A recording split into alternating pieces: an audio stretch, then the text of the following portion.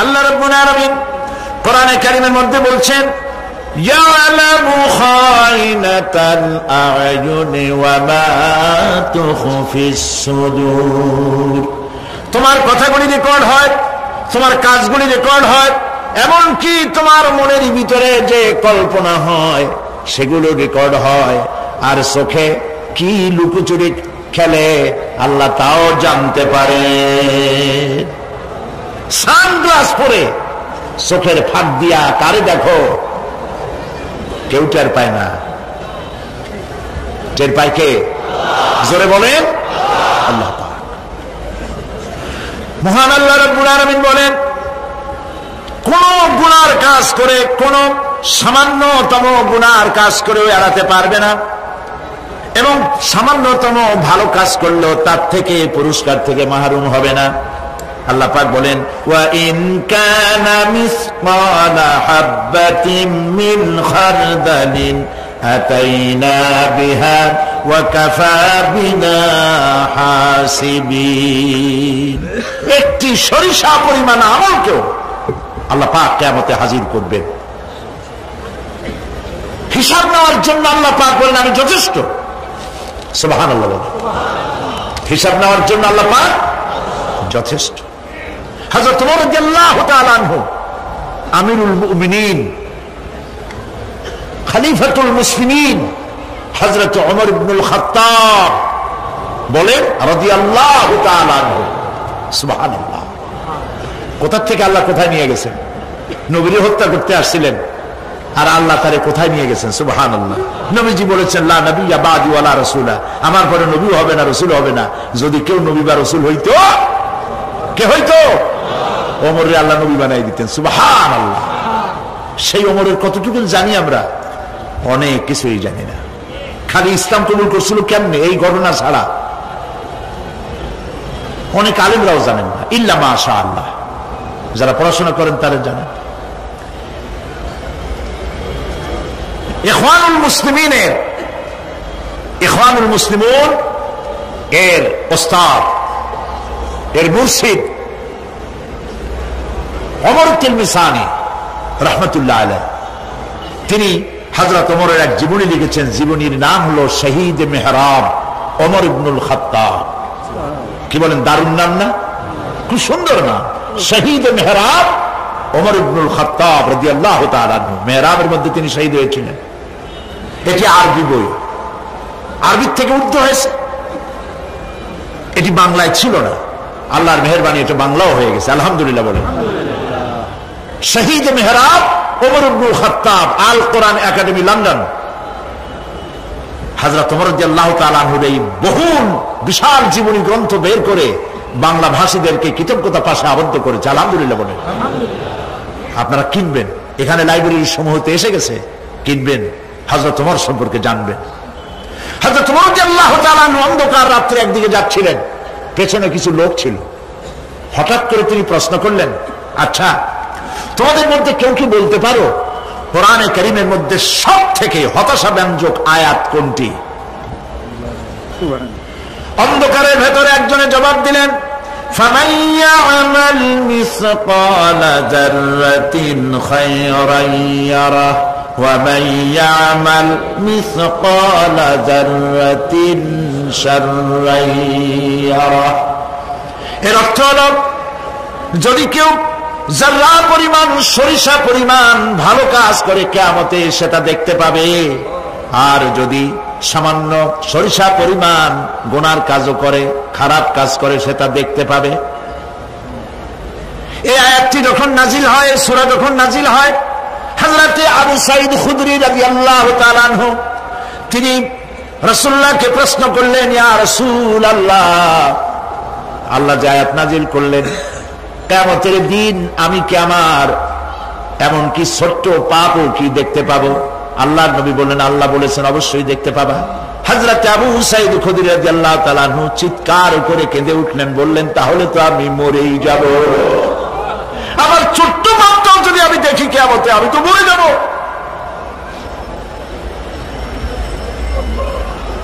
হযরত ওমর রাদিয়াল্লাহু তাআলা আনহু অন্ধকারের ভিতরে হাঁটতেছেন আর কাঁদতেছেন, হাঁটতেছেন আর কাঁদতেছেন। কিছু দূর অগ্রসর হয়ে তিনি প্রশ্ন করলেন, আচ্ছা কেউ কি বলতে পারো কোরআনে কারীমের মধ্যে সব থেকে আশা ব্যঞ্জক আয়াত কোনটি? পেছন থেকে অন্ধকারে ভেতর থেকে আওয়াজ এলো, লা তাকনাতু মির রাহমাতিল্লাহ, আল্লাহর রহমত থেকে, দয়া থেকে নিরাশ হয়ে যেও না, হতাশ হয়ে যেও না। হযরত ওমর কাঁদতে কাঁদতে জিজ্ঞেস করলেন, তোমাদের মধ্যে আব্দুল্লাহ ইবনে মাসউদ আছে নাকি?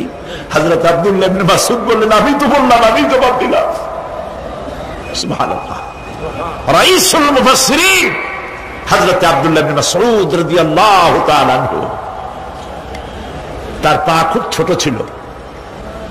হাদিস শরীফে এসেছে সাহাবীরা তার পা দেখে একটু মুস্কি মুস্কি হাঁটতেছিল, এত ছোট পা।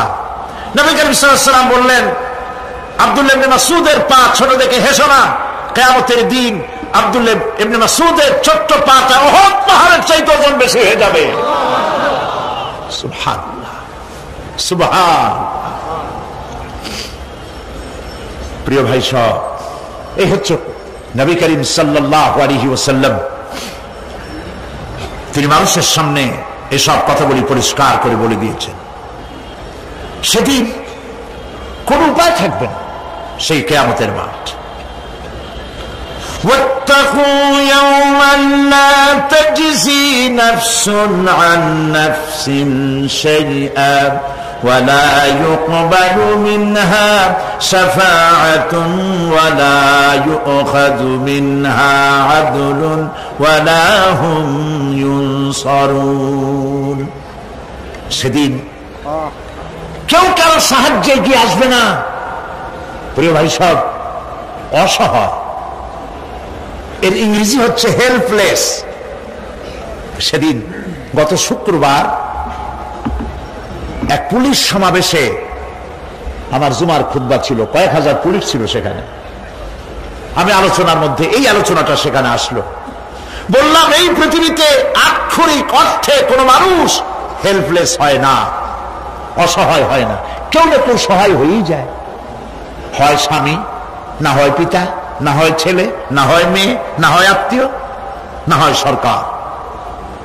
কেউ না কেউ সহায় হয়েই যায়। একেবারে হেল্পলেস এটা পৃথিবীতে হয় না।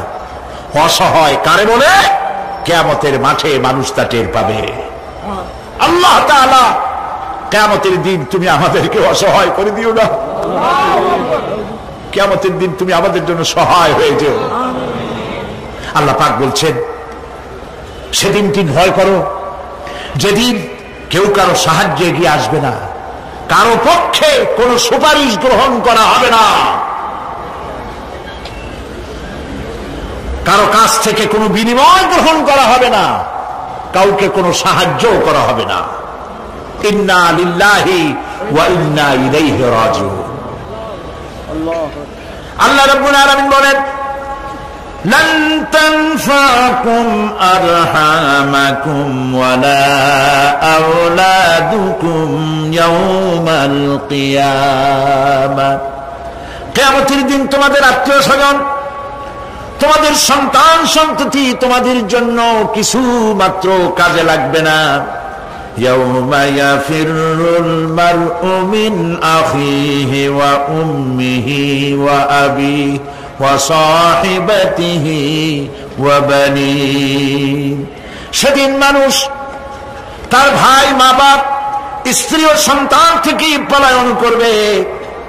সেদিন প্রত্যেকে নিজ নিজ অবস্থায় পতিত হয়ে যাবে। পিতা তার সন্তানকে পরিচয় দেবে না, মা তার সন্তানকে চিনবে না, সন্তান তার মাকে চিনবে না। মানুষগুলি দৌড়াতে থাকবে, পালাতে থাকবে, কেউ কারো সাহায্য সেদিন করতে পারবে না। আমার প্রিয় ভাইয়েরা, সেই কিয়ামতে আল্লাহ পাক আমলনামা আল্লাহর আদালতে মানুষের সামনে পেশ করা হবে। পার্থিব জীবনে মানুষ যা কিছু করেছে কোন জিনিস লুকায় রাখতে পারবে না, সব প্রকাশ পেয়ে যাবে। কিয়ামতের পূর্বেই আল্লাহ রাব্বুল আলামিন সব কিছুকে রেকর্ড করে রেখেছেন। আবারও বলছি, আল্লাহ পাক কোনো কিছু গোপন রাখেন নাই। কিভাবে রেকর্ড করছেন? وكل إنسان ألزمناه طائره في عنقه ونخرج له يوم القيامة كتابا يلقاه منشورا প্রত্যেকের ভালো মন্দ কর্মলিপি আমি তার গলায় ঝুলাই দিছি। আমি তার জন্য কিয়ামতের দিন একটি কিতাব ওপেন করে দেব, গলায় ঝুলানো আছে। আজ বিজ্ঞানীরা আবিষ্কার করেছে মানুষের শরীরের মধ্যে ডিএনএ এর কথা। এই ডিএনএ এর মধ্যে সে কেমন হবে, তার প্রজ্ঞা, তার মেধা ইত্যাদি সবকিছু ওর মধ্যে ডিএনএ এর ভিতরে বিজ্ঞানীরা খুঁজে পাচ্ছে। আল্লাহ পাক মানুষের গলায় একটা টেপ রেকর্ডার লাগাই দিয়েছেন, সুবহানাল্লাহ বলেন। সেই টেপ রেকর্ড আমার এই যে বক্তৃতা ভিডিওতে ধারণ করা হচ্ছে, টেপে ধারণ করা হচ্ছে। এই বুদ্ধিগুলি কে দিছে? আরে ভাই কথা বলবেন তো আল্লাহর নাম জোরে না। এই বুদ্ধি কে দিয়েছে? যে আল্লাহ বুদ্ধি দিয়ে আপনার আমার কথা রেকর্ড করাইতে পারে, সে আল্লাহ পাক আপনাদের আমার সাথে অদৃশ্য একটি টেপ রেকর্ড গলার মধ্যে ঝুলায় রাখছেন। এটা বিশ্বাস করবেন না? কিয়ামতের দিন এই রেকর্ড তার সামনে আল্লাহ পাক বলেন একটা কিতাব ওপেন করে দেব। তারপরে বলা হবে ইকরা কিতাবাকা কাফা বিনাফসিকাল ইয়াওমা আলাইকা হাসিবা। তাকে বলা হবে নিজের কর্মলিপি পড়ে দেখো, আজ তুমি নিজেই নিজের হিসাবের জন্য যথেষ্ট। পড়ো, কোথায় যাবা? জাহান্নামে যাবা না বেহেশতে যাবা? তুমি নিজেই তোমার হিসাব করার জন্য যথেষ্ট। সুবহানাল্লাহ। সেদিন কোনো সাহায্যকারী পাওয়া যাবে না, ওকালতি করার জন্য কাউকে পাওয়া যাবে না। বিশ্বাস করুন, বিশ্বাস করুন, কোন পীর সাহেব, কোন খাজা বাবা কিয়ামতের দিন আপনার আমার উপকারে আসবে না, আসবে না, আসবে না। আমল ভালো হবে, আল্লাহ ক্ষমা করবেন। আমল ভালো নাই, পীর সাহেবরা কিচ্ছু করতে পারবেন না। কেউ কেউ মনে করেন পীর সাহেব আমার সুপারিশ করবেন। সুপারিশের কথাটা আজকে বলবো না, সুপারিশের কথা আসবে শেষের দিকে ইনশাআল্লাহ। বলেন ইনশাআল্লাহ। মনে করা হয় যে পীর সাহেবরা আমাদেরকে সুপারিশ করবেন। কিয়ামতের দিন আপনারাই দেখবেন ওনাদের সুপারিশ কে করে। যাদেরকে বলা হয় ওলিউল্লাহ, তারা আল্লাহর দৃষ্টিতে আদৌল্লাহ কিনা আপনার আমার জানা নাই। তার আমল কেমন আপনি জানেন না, বাইরের দৃশ্যটাই শুধু দেখেন। ওনার বউ বলতে পারবেন উনি খাঁটি পীর না ধান্দাবাজ। ওনার গ্রামের লোক বলতে পারবে। বিদেশ থেকে ভাড়া করা একজন আইনে মানুষের সামনে দেখানো যায় বিরাট একটা কিছু, কিন্তু তিনি বিরাট না কি এইটা তার বউ, তার গ্রামের মানুষ বুঝবে, ভালো করে চিনবে। বউ চেনে সব থেকে ভালো, সব থেকে ভালো করে চেনে কে? স্ত্রী। তারপরে চেনে ড্রাইভার, তার সাথে যে রাত দিন যে ড্রাইভার থাকে, তার সাথে যে খাদেম থাকে। এরা জানে, এরা দেখতে পায় এই লোকটা মুখ দিয়ে যা বলে আসলে লোকটা এইরকম না। বুঝতে পারে কিনা? মানুষের সামনে ধান্দাবাজি করে অনেক কথা বলে মানুষকে মন ভুলানো যায়। এই জন্য কবি বলেছেন ये हाल तेरा जाल है मकसूद तेरा माल है, ये हाल तेरा जाल है मकसूद तेरा माल है, क्या जब तेरा चाल है लाखों को अंधा कर दिया। নিজেরে বুজুর্গ বানাইয়ে মানুষের সামনে পেশ করছো, তোমার এই হাল হলো তোমার চাল। মানুষের পয়সা পকেটে ভরার জন্য এই কাম করতেছ, কেউ টের পায় না। আল্লাহ পাক ঠিকই টের পাচ্ছেন, ঠিক কিনা বলেন? আল্লাহ পাক ঠিকই টের পাচ্ছেন। বিশ্বাস করুন, কোন পীর সাহেব, কোন খাজা বাবা কিয়ামতের দিন মানুষের কোন উপকারে আসবে না। আল্লাহু আকবার। উপকার হবে কেবলমাত্র নেক আমল। ইয়া আইয়ুহাল্লাযীনা আমানু ওয়াবতাগু ইলাইহিল ওয়াসিলা। কিছু কিছু জাহিল লোকেরা এর তাফসীর করেছে পীর ধরো, যার পীর নাই তার পীর শয়তান। নাউযুবিল্লাহ। যদি এটা সত্য হবে তাহলে ইমাম আবু হানিফার পীরকে, ইমাম শাফিঈর পীরকে, ইমাম আহমদ বিন হাম্বলের পীরকে? যারা এই কথা বলে তারা শয়তানের ওয়াসওয়াসায় নিমজ্জিত। ওয়াবতাগু ইলাইহিল ওয়াসিলা, এর তাফসীর হচ্ছে আয় আমলে সালেহ, নেক কাজের ওসিলা ধরো। কি কাজের ওসিলা ধরো? নেক কাজের ওসিলা ধরো। কারণ কিয়ামতের দিন আল্লাহ পাক আরো পরিষ্কার করে বলছেন, লান তানফাকুম আরহামুকুম ওয়ালা আওলাদুকুম ইয়াউমাল কিয়ামাহ। কিয়ামতের দিন সন্তান সন্ততি আর সম্পদ কোনো কাজে লাগবে না, এগুলি কোনো উপকার হবে না মানুষের জন্য। আর সেখানে উৎকোষেরও কোনো কারবার চলবে না। এই পৃথিবীতে উৎকোষ দিয়ে অনেক কাম করা যায়, কিন্তু কিয়ামতে চলবে না। আল-ইয়াওমা লা ইয়ানফাউ মালুন ওয়ালা বানুন।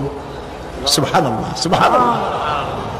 যেখানে কিয়ামতের দিন ধন, সন্তান, সন্ততি কোন কাজে লাগবে না। ইয়া বুনাইয়া বলেছে বলে মনে করার কোনো কারণ নাই যে যাকে তিনি নসিহত করছেন তিনি শিশু, তিনি খোকা। আমাদের দেশে খোকা তো মন্ত্রীও আছে, তাই বলে তিনি কি খোকা নাকি? একেবারে কি কথা। আবার আমার দেশে মানে আমার পিরোজপুরে ওইখানে একজন মন্ত্রী ছিলেন, তার ডাক নাম ছিল শিশু। লোকেরা তাকে মানপত্র দিত মাননীয় শিশু মন্ত্রী। তো শিশু বলার অর্থ তিনি বাচ্চা নন, খোকার অর্থ শিশু নয়, বাচ্চা নয়। এই আমাদের মধ্যেও তো লোকেরা একজন আর একজনকে বাপেরা ডাক দেয়, এই খোকা, গাদা। দর্শক এবং শ্রোতা মনে করে খুব বাচ্চাই হবে বোধ হয়। মেহমান এসেছে, চা নিয়ে। যখন চা নিয়ে আসলো তখন দেখা গেল খোকা শুধু খোকাই না, কয়েক খোকার বাবাও। হযরত লোকমান যে নসিহত তার ছেলেকে করেছেন, বোঝার কোনো কারণ নাই যে তিনি ছোট। ছোট হলে এত বড় নসিহত বাচ্চাকে করা যায় না। তিনি যে নসিহত করেছেন তার লোড অনেক বেশি। কি নসিহত? হযরত লোকমান নসিহত করছেন, ইয়া বুনাইয়া ইন্নাহা ইনতাকু মিসকালা হাববাতিন মিন খারদালিন। ও আমার কলিজার টুকরা সন্তান, কোন জিনিস রেণুকার মতো,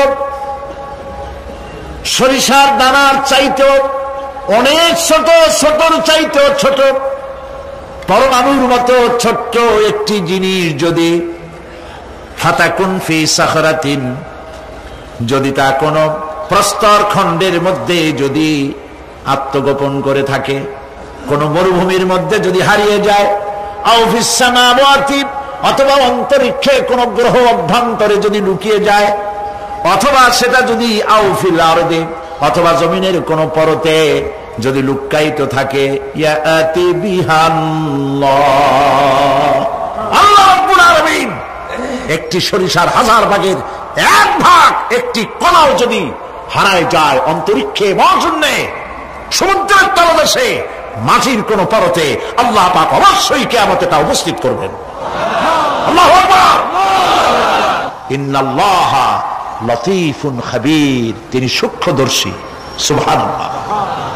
আহারে, কোনো লাভ নাই, কবরটা খালি পড়ে থাকবে। প্রিয় ভাই সব, দারুণ শীত পড়েছে, মানুষ মরে যাচ্ছে। অনেক মানুষ এবার মারা গেছে শীতে। আল্লাহর কাছে আমরা বলবো, আল্লাহ তুমি দয়া করে শীত যেটুক না হলে হয় না, তুমি সেইটুক দাও, শান্তি হিসেবে দাও, রহমত হিসেবে দাও, জহমত হিসেবে আমাদেরকে তুমি দিও না। বলি আমিন। প্রিয় ভাই সব, যারা মাজারে টাকা দেন, চাদর ছড়া, মৃত্যু মানুষের কবরের উপরে যারা মশারি টানান, তাদের বিবেকের কাছে আপিল করি, যিনি মারা গেছেন আল্লাহর ওলি, তার সম্পর্কে আপনার ধারণা এত খারাপ কেন? মশারি টানায় দিচ্ছেন, আপনার ধারণা কি এই দুনিয়াও মশাই খাইছে, কবরের মধ্যে গিয়েও মশাই খাবে। কাপড় চোপড় দরকার কার? জেতা মাসের না মরা মানুষের? জীবিত মানুষ কাপড় পায় না। যে দেখেন পাহাড়তলি, যে দেখুন আপনার এখানে কত জায়গা, সব জায়গা তো আমি নাম মনে নাই, বটতলি, তালতলি, বদ্দার হাট, এই যে জায়গাগুলি, কত মানুষ ফুটপাতে শুয়ে আছে না? আহারে, আপনার স্ত্রীর কত শাড়ি আলমারি ভরা, ব্যবহারও করে না, বছরের পর বছর ওখানে নষ্ট হয়ে যাচ্ছে। 10টা শাড়ি বাইর করিয়া অনাথ অনাথিনী মেয়ে লোকদের গায়ে দিয়ে দেন। মাজারে টাকা দিলেন, চাদর দিলেন, যারা রাস্তার উপরে যারা কেনই গায়ে দিয়ে থাকে, আগুন পোহায়, একটু চাদর নাই, ওদের একটা কাপড় কিনে দেন। প্রিয় ভাই সব, দিল্লির সম্রাট শাহজাহান তিনি তাজমহল তৈরি করেছিলেন। তদানীন্তন বাজারে 20 কোটি টাকা খরচ করে 20 বছর ধরে প্রচেষ্টা করে 22,000 শ্রমিক লাগাইয়া তাজমহল বানিয়েছিলেন। জানেন কিনা ইতিহাস? কোন বাজারে? যেই বাজারে 1 টাকায় 8 মণ চাউল পাওয়া যাইত। বুঝছেন কথা? সেই বাজারে 20 কোটি টাকা খরচ করেছেন, 22,000 শ্রমিক লাগিয়েছেন, 20 বছর সময় লেগেছে তাজমহল করতে। এবার একটা নির্মম বাস্তব কথা শুনুন। আপনি যদি কোন একটি এতিমের গায়ে, কোন এক অনাথিনী বিধবার গায়ে, কোন এক কচি শিশু, বাপ নাই মা নাই, শীতের দিনে খালি গায়ে কেন 2টা হাত গলার উপরে ধরে সকালবেলায় কাঁদতেছে, ওই বাচ্চা এতিমের গায়ে একটি চাদর, একটি গেঞ্জি, একটি পুরানা সোয়েটার গায়ে দিয়ে যদি এতিম বাচ্চার মুখে যদি হাসি ফোটাতে পারেন, বিশ্বাস করুন 20 বছর ধরে 22,000 শ্রমিক লাগাইয়া 20 কোটি টাকা খরচের তাজমহলের চাইতে আল্লাহর কাছে এতিমের মুখের হাসির দাম বেশি। আমাদের সকলকে উঠতে হবে সেখান থেকে, কেউ আমরা কি বাঁচতে পারবো না, উঠতে হবে সবাইকে। অনেক লম্বা আলোচনা করব না, এখন শেষ করে দেই, বাকি কথা কালকে বলবো ইনশাআল্লাহ। বলেন ইনশাআল্লাহ। তবে আরো 2টা আয়াত আছে, না শুনলে, আরে ভাই কত জায়গায় ওয়াজ মাহফিল হয় সারা রাত, হয় না? সারা রাত ফজরের সময় গরুর গোশত খায়, জম্মের খাওয়া, সারাদিন পেট খারাপ, কি শুনলো আর কি কইলো আল্লাহ জানে। পরে লোকেরা জিজ্ঞেস করে, ভাই গত রাত্রে যে তোমার টের পাই নেই, তুমি কোথায় গেছিলা? কয় বাবা গেছিলাম ওয়াজ শুনতে। কি ওয়াজ? কয় শেষ কথা বলে শেষ করা যাবে না। হাই রে ওয়াজ, কি ওয়াজ? কয় অনেক বিষয়। কয় ভাই আমি তো যাই নাই, 2-1টা বিষয় আমার শোনাও না। কয় আল্লাহর কসম সারা রাত এমন শোনা শুনছি যার একটা কথাও আমার মনে নেই। দাম আছে এগুলা? দাম নাই। কিসসা কাহিনী হাবি যাবি, যার পেছনে কোরআন নাই, দলিল নাই, আছে শুধু হিংসা আর হিংসা। অমুকের তাফসীর খারাপ, অমুকের অমুক খারাপ, তমুক খারাপ, এই চিৎকার দিয়া বাজার গরম করতে পারবেন না। কারণ মানুষের আপনাদেরকে চিনে ফেলেছে, আপনারা ফাসাদ সৃষ্টি করতে চান, আপনারা মানুষের মধ্যে বিভেদ সৃষ্টি করতে চান। এই জন্য লাখ টাকা খরচ করে মানুষ পাবেন না, মানুষ আসবে কোরআনের মহব্বতে, কোরআনের কথা শুনতে। সুবহানাল্লাহ বলো। প্রিয় ভাই সব,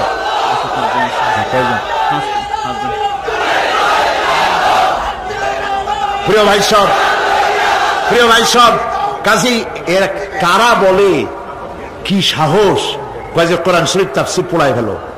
আস্তাগফিরুল্লাহ। হুজুর কেবলা আপনি কি নিজে একখান তাফসীর লিখছেন?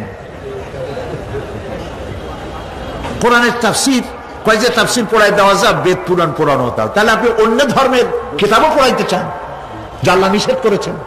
আপনি অন্য ধর্মের বেদ বাইবেল পড়াবার এখতিয়ার কে দিল আপনাকে? কথা বলার সময় একটুখানি সংযত হয়ে কথা বলুন। আমরা বেদকে সম্মান করি, আমরা বাইবেলকে সম্মান করি, প্রত্যেকটি জাতিকে সম্মান করি, শ্রদ্ধা করি, তবে ঈমান আনি কোরআন শরীফের উপরে। সেই জন্য আমার কাছে কথা এসেছে বলে আমি বলছি। আল কোরআন একাডেমি লন্ডন থেকে প্রকাশিত ফি জিলালিল কোরআন সম্পর্কে কিলকাল করেছেন একজন লোক, যাকে চিটংবাসীরা কোনোদিন চেনে না, হঠাৎ করে উড়ে এসে জুড়ে বসছেন। ফি জিলালিল কোরআন যিনি লিখেছেন, আপনি তো তার জুতা বহন করার যোগ্যতা রাখেন না। তিনি দুনিয়ার অমর শহীদ সৈয়দ কতব রহমতুল্লাহ আলাইহি, যিনি জেলখানার ভেতরে বসে কোন রকমের রেফারেন্স কিতাব ছাড়াই কোরআনের তাফসীর লিখে পৃথিবীতে অমর হয়ে আছেন। কোন সাহসে বলেছেন? আপনার জিহ্বা তো আস্ত থাকার কথা নয়। মারাত্মক কথা বলবেন না, জবান সংযত করে কথা বলবেন। আপনি কি জানেন কার সম্পর্কে আপনি কথা বলেছেন? কার লেখা তাফসীরের বিরুদ্ধে কথা বলেছেন? সৈয়দ কতব মিশরের জামাল নাসের তাকে জেলের মধ্যে দিয়েছিল। আপনার কথা শুনে তো মনে হয় আপনি জামাল নাসেরের কোন আত্মীয় হবেন। জামাল নাসের জেলের মধ্যে ঢুকায় দিয়া শিকারী ক্ষুধার্ত পাগলা কুত্তা ঢুকায় দিয়েছে, দরজা বাইরের থেকে বন্ধ করে দিয়েছে। কয়েক ঘন্টা পর সেনাবাহিনীর লোকদেরকে পাঠিয়ে দিয়েছে যে দেখো জেলখানার ভিতরে কুত্তার সাথে কুত্তায় কি ব্যবহার করে। নাউযুবিল্লাহ। সেনাবাহিনীর লোকেরা জেলখানা থেকে ফিরে এসে জামাল নাসেরকে জবাব দিল, জেলখানার ভিতরে যাই দেখে এলাম তালাবদ্ধ রুমের ভিতরে শেখ সৈয়দ কতব নামাজের সেজদার ভিতরে পড়ে আছেন, আর ক্ষুধার্ত পাগলা শিকারী কুকুর তার পাশে বসে তারে পাহারা দিচ্ছে। সুতরাং কথা বলার সময় একটু হুশ করে কথা বলবেন, মেহেরবানি করে। প্রিয় ভাই সব, বলতেছিলাম রাত একটু বেশি হলে ক্ষতি কি? আল্লাহ বেশি মানে আমার কিন্তু এরকম অভ্যাসও নাই যে সারা রাত ওয়াজ শুনাই। ওই কার বলে অভ্যাস ছিল চোখ বুঝে ওয়াজ করা। মাহফিল ভরা মানুষ চোখ বুঝে ওয়াজ আরম্ভ করছে, তারপরে হঠাৎ চোখ খুলে দেখে কেউ নেই। বেচারা খুব রাগ হয়ে গেছে। এই এলাকার মানুষ তো ভারী বেকায়দার, আমারে ভালাই থুয়া সব পালাইছে। পাশে তাকায় দেখে একটা লোক বসা। কয় যে অন্তত একটা লোক তো পাইলাম, আল্লাহর মেহেরবানি, তুমি খুব ইমানদার ভালো মানুষ, যে এতক্ষণ তুমি আমার ওয়াজ শুনছো। লোকটা কয় যে হুজুর আমি ভালো না মন্দ তা জানি না, আমি হলাম মাইক ম্যান, আপনি মাইকও ছাড়েন না, আমিও যাইতে পারি, আমি আপনাদেরকে এই বিপদে ভালাবো না। সংক্ষিপ্ত কথায় শেষ করে দেই। আল্লাহ রাব্বুল আলামিন বলেন এরপরে কি হবে শোনো, ইয়াউমা ইউনফাখু ফিস সূরি ফাতাআতুনা আফওয়াজা, যেদিন সিংহায় ফুঁক দেওয়া হবে আর তোমরা দলে দলে বেরিয়ে আসবে। ওয়া ফুতিহাতিস সামাউ ফাকানাত আবওয়াবা, আর পাহাড় সমূহ আকাশ সমূহ খুলে দেওয়া হবে, ফলে তা দুয়ার আর দুয়ার হয়ে যাবে, মনে হবে সব দরজা। তার মানে হলো আকাশ থাকবে না, ভেঙে চুরে চুরমার হয়ে যাবে। ওয়াসুজ্জিরাতিল জিবালু ফাকানাত সারাবা, আর পাহাড়গুলিকে চালিয়ে দেওয়া হবে, ফলে মনে হবে মরিচিকা। তার মানে হলো এই দেখলাম পাহাড়, এই পাহাড় নাই, সমস্ত পাহাড়গুলিকে আল্লাহ পাক উড়ায় দেবেন, কোন পাহাড় তার জায়গায় থাকতে পারবে না। সিংহায় ফুঁক হবে, তাতে করে মানুষের যারা ঘুমিয়ে থাকবে, ঘুমন্ত মানুষগুলি সব জাগ্রত হয়ে যাবে, বলবে ইয়া ওয়াইলাতা ইয়া ওয়াইলানা মান বাসানা মিন মারকাদিনা, হায় আফসোস আমার এই ঘুমকে কে ভেঙে দিল। কিসের আওয়াজে ঘুম ভাঙলো? বলা হবে হাদা মা ওয়াদার রহমান ওয়া সাদাকাল মুরসালুন, এ হচ্ছে রহমানের ওয়াদা আর আল্লাহ রাসূল সত্য কথা বলেছিলেন। সেই জন্য আমাদেরকে এ কথাগুলি বুঝতে হবে। সিংহায় ফুঁক হবে, সেই আওয়াজে আমাদেরকে উঠতে হবে। তারপরে আল্লাহ পাক আকাশ সমূহকে খুলে দিবেন, ফলে তা দরজার দরজায় পরিণত হয়ে যাবে। পাহাড়গুলি চালিয়ে দেওয়া হবে, সেখানে আর কিছুই থাকবে না। পাহাড়গুলো কাল ইহনিল মানফুস, এগুলি ধোনা পেঁজা তুলার মতো সব উঠতে থাকবে। সুবহানাল্লাহ। প্রিয় ভাই সব, বাকি কিয়ামতের দিন এ বললাম, এ পর্যন্ত বলা হলো বিশ্ব পরিক্রমা ধ্বংস হওয়ার ব্যবস্থা সম্পর্কে আল্লাহ পাকের কোরআনের কথাগুলি আপনাদেরকে শোনালাম। আগামীকাল ইনশাআল্লাহ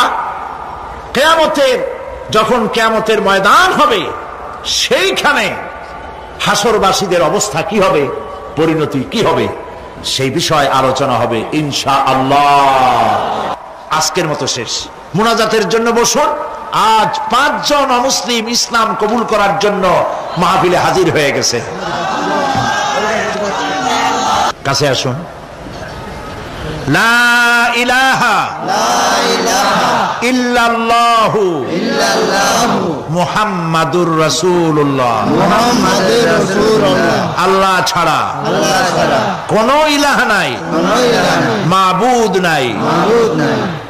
মুহাম্মদ সাল্লাল্লাহু আলাইহি ওয়াসাল্লাম আল্লাহর প্রেরিত রাসূল। আশহাদু আন লা ইলাহা ইল্লাল্লাহু ওয়াহদাহু লা শারীকা লাহু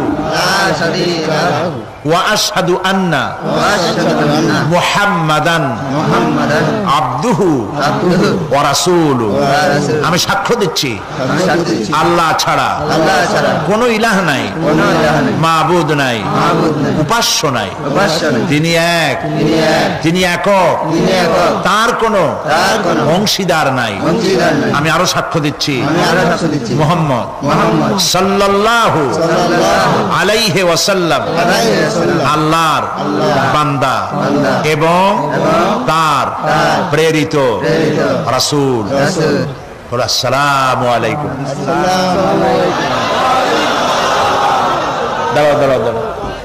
আল্লাহর মেহেরবানি, এরা এখন মুসলমান হয়ে গেল, আলহামদুলিল্লাহ। বলি আলহামদুলিল্লাহ। আল্লাহ পাক তাদের গুনাহ খাতা সব মাফ করে দিয়েছেন।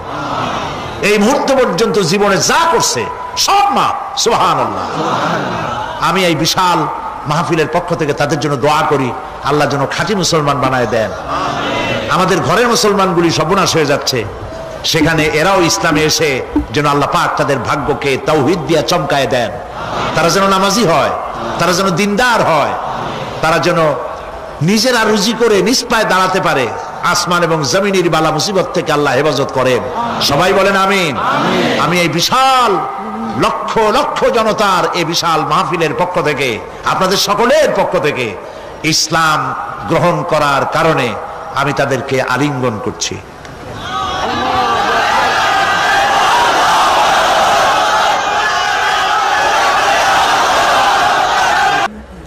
আর আমি তো মরে যাবো, আজ হই আর কাল হোক, থাকবো না। এই মাহফিলে একদিন দেখা যাবে সাইদি নাই। ক্যাসেটগুলি ছড়িয়ে পড়েছে সারা বিশ্বময়, কিন্তু ক্যাসেটও এক সময় নষ্ট হয়ে যায়, লিখিত কিতাবগুলি থাকে। সেই জন্য তাফসীর লেখা হয়েছে, তাফসীরে সাইদি আমপারা 588 পৃষ্ঠা, তাফসীরে সাইদি সূরায়ে ফাতিহা 520 পৃষ্ঠা, এবং সূরায়ে আসর ছোট্ট একটি সূরা 788 পৃষ্ঠা। জীবনের সফলতা দুনিয়ার উপরে নির্ভর করে না, আখিরাতের উপরে নির্ভর করে।